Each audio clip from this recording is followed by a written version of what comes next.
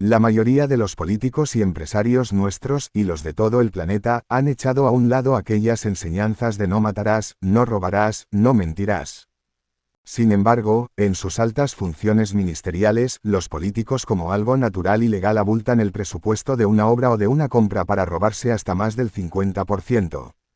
Así, la obra de 10.000 millones termina costando hasta 20.000 millones. Por igual, la compra de 5.000 millones termina valorada en 10.000 millones. Y el empresario, aparte de robar el sudor al obrero y vender a sobreprecio, también evade su responsabilidad fiscal y arancelaria. Por tal razón se hacen necesarias las reformas fiscales. Los servicios básicos son un desastre y en los hospitales hay carestía de todo, a tal punto, que la gente pobre muere allí, hasta por la falta de un antibiótico. A todo esto, ellos mienten todo el tiempo, alardeando públicamente de ser honorables, honrados y cristianos. Y si alguien les resulta un estorbo para sus objetivos mafiosos, entonces pagan a un sicario para quitar del medio a ese lastre. En resumida cuenta, robar, matar y mentir es una realidad en la política mundial, pero en nuestro país, esta realidad es grotesca y exponencialmente bárbara y obscena. Políticos y empresarios ladrones. Nunca se conforman con todo el dinero que ya tienen. Siempre recurren a maneras macabras para hacer más dinero, sustrayendo a manos llenas lo que es del pueblo. Y lo hacen porque no son unos pendejos. En esta situación, la inicua distribución de la riqueza campea por todo el territorio nacional. La mala alimentación, el hambre y todo tipo de carestía niegan día a día una existencia digna al 80% de la población del país. Mientras tanto, la vida de los políticos y empresarios que se confabulan para robar a la patria y al obrero el sudor, es infinitamente disímil. La del pueblo es una vida paupérrima, mientras que los políticos y empresarios señalados, nadan en la abundancia con lo robado a sus congéneres. Con tales fortunas y mentalidad pecaminosa, son prisioneros de la angurria y la codicia. Son insaciables en su sed de dinero y poder. Ellos han dirigido sus vidas por los caminos de la concupiscencia. Así tienen dinero para gastar a manos llenas por 1000 años. Lo único es que no vivirán por tanto tiempo. Quizás, lo que les queda de vida en este mundo no sea más de 20 o 25 años, con la agravante de que cuando mueran, no se llevarán nada consigo. Las fincas y capitales mal habidos en bancos, los carros y relojes de lujo, las grandes mansiones, y todo lo material conseguido vendiendo el alma al diablo, todo se quedará en este mundo, a lo mejor para disfrute, de un vástago, que, para su condenación, seguirá impúdico el ejemplo de su padre, que no le enseñó a hacer tesoros en los cielos, donde el moho y el hollín no corrompen ni pudren. Peor aún, con tanto dinero, ellos no pueden comprar el reino celestial de salvación y vida eterna prometido a los justos y misericordiosos. Todo ese dinero tampoco les servirá para sobornar ni comprar a quien sustenta y preside la justicia incorruptible que sabemos que impera en el cosmos. A ellos, como a todos, les acontecerá la muerte, y el día del juicio final resucitarán entre los muertos, para dar cuenta de los hechos de sus vidas ante aquel tribunal cósmico supremo, frente al cual la sentencia es justa, implacable e inapelable. Estás forrado con dinero robado, y al final, ¿qué? Si polvo eres y en polvo te convertirás. El diputado del Partido Revolucionario Moderno, PRM, Elías Báez manifestó que al gobierno del presidente Luis Abinader hace las obras cumpliendo la ley y le rinde el dinero, porque no se roba. No se trata de cortar cintas como sea, este gobierno hace las obras cumpliendo la ley y rinde el dinero porque no se roba, publicó el también aspirante a la alcaldía por Santo Domingo Oeste. Cuando no se roba, el dinero del Estado rinde, dijo. Estas declaraciones del legislador surgen en momentos en que el expresidente Danilo Medina calificara el gobierno de Abinader como de mucho pico y pala, pero nada de tijera, ya que según el exmandatario la nueva administración gubernamental realizan muchos picazos y palazos, pero no inauguran obras. Esta gente son mucho pico y pala, pero poca tijera. Ellos dan picazos y palazos, pero no tienen tijeras para cortar la cinta cuando está lista la obra, expresó Medina durante una reunión con productores de café y aguacate en San Cristóbal.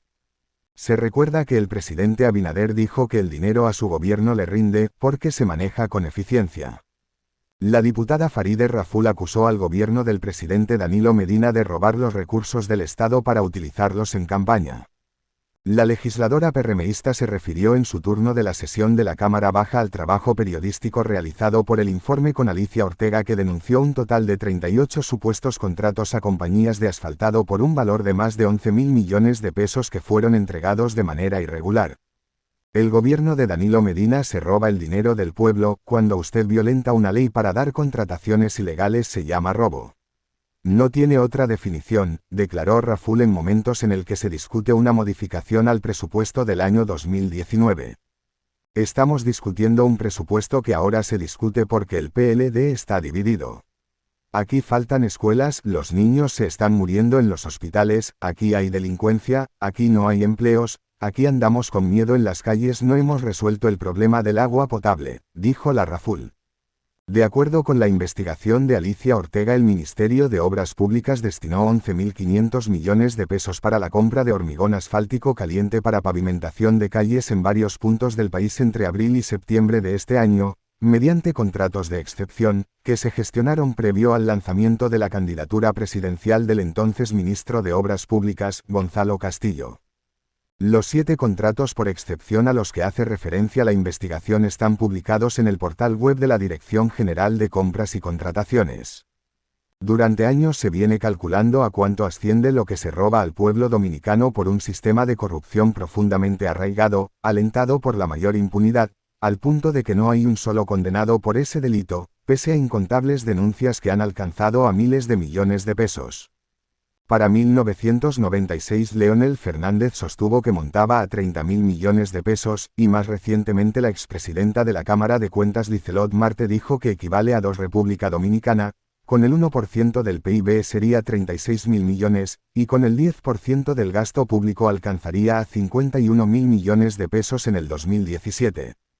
Si se aceptasen los cálculos del expresidente Leonel Fernández, la corrupción nacional representaría cientos de miles de millones de pesos anuales.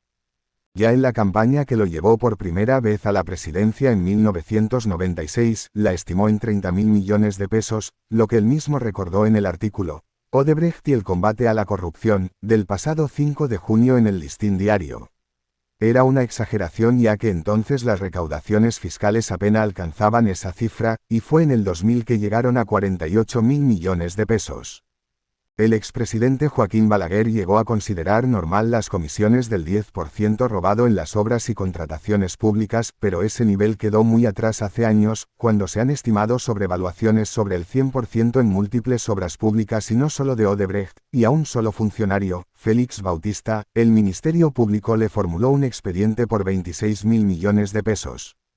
En el orden administrativo sobran las regulaciones aprobadas en las últimas 2 décadas, tras los compromisos del país con las convenciones de las Naciones Unidas e Interamericana para combate a la corrupción, y las exigencias de organismos como el Fondo Monetario Internacional, Banco Mundial y el Programa de las Naciones Unidas para el Desarrollo.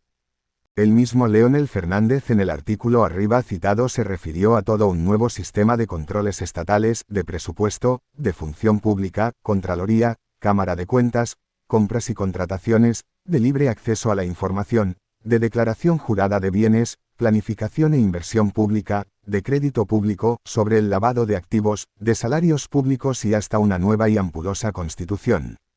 En Operación 13, sobre el fraude en la lotería, en la sentencia que descargó de responsabilidad al exadministrador de esa institución y condenó a otros 8 acusados, las juezas del segundo tribunal colegiado consideraron que el Estado no fue estafado, aunque sí se le hizo un daño moral a la lotería. En Antipulpo, el primer escándalo de malversación destapado por el Ministerio Público, liderado por la Procuradora General Miriam Germán, se espera que la presidencia de la Cámara Penal de los Juzgados de Primera Instancia del Distrito Nacional apodere en lo inmediato el tribunal, que conocerá el juicio de fondo a 22 de las 26 personas físicas sometidas, así como a las empresas involucradas. Se recuerda que en la etapa preliminar del caso, cuyos principales acusados son Alexis y Carmen Magalis Medina Sánchez. En un juicio penal abreviado, después de acuerdos con el órgano persecutor y homologado por el juez del séptimo juzgado de instrucción, David Timoteo Peguero Jiménez, 2 de los imputados fueron condenados a 5 años bajo la modalidad que convinieron con los fiscales, A otro imputado, Domingo Antonio Santiago Muñoz, se favoreció con el criterio de oportunidad y a un cuarto, Lewin Ariel Castillo Robles, se le suspendió de manera condicional el proceso. Los condenados fueron el exdirector de la Oficina Supervisora de Obras del Estado OISOE Francisco Pagán, y Juan Esteban Suriel Suazo. Este último admitió ser socio de varias empresas de Juan Alexis Medina Sánchez y fue acusado de prestar su nombre como testaferro. El supuesto fraude cometido por la red se produjo, según la Procuraduría Especializada de Persecución a la Corrupción Administrativa, PEPCA, en las dos gestiones consecutivas del expresidente Danilo Medina, 2012 a 2020, a través de licitaciones que señala como irregulares en las que se seleccionaban las empresas de Alexis Medina para suplir de equipos hospitalarios, medicamentos, combustibles y hasta cemento asfáltico, AC30. Las acciones delictivas de sustracción de fondos de la organización criminal afectaron el sistema de salud pública, la educación, la seguridad ciudadana a través de la Policía Nacional, el sistema de energía eléctrico, a través de EDESTE y la URS, la seguridad vial, y las elecciones nacionales del 2016 y 2020 a través de financiamiento ilícito de las campañas electorales con los fondos de las empresas reformadas, FOMPER, afirma el Ministerio Público en su acusación.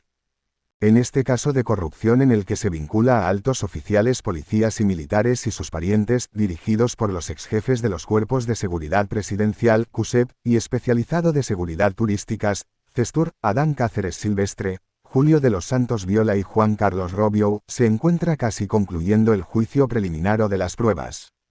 El expediente contiene también 48 acusados, 30 personas físicas y 18 empresas. Se encuentra actualmente en la exposición de los alegatos de la defensa de los acusados. Según el abogado del Estado, José Alberto Ortiz, para el próximo lunes 10 presentan sus defensas la pastora Rosy Guzmán Sánchez y su hijo Tanner Flete, Kelman Santana Martínez, así como las empresas Único Real Estate y Hacienda Kelman.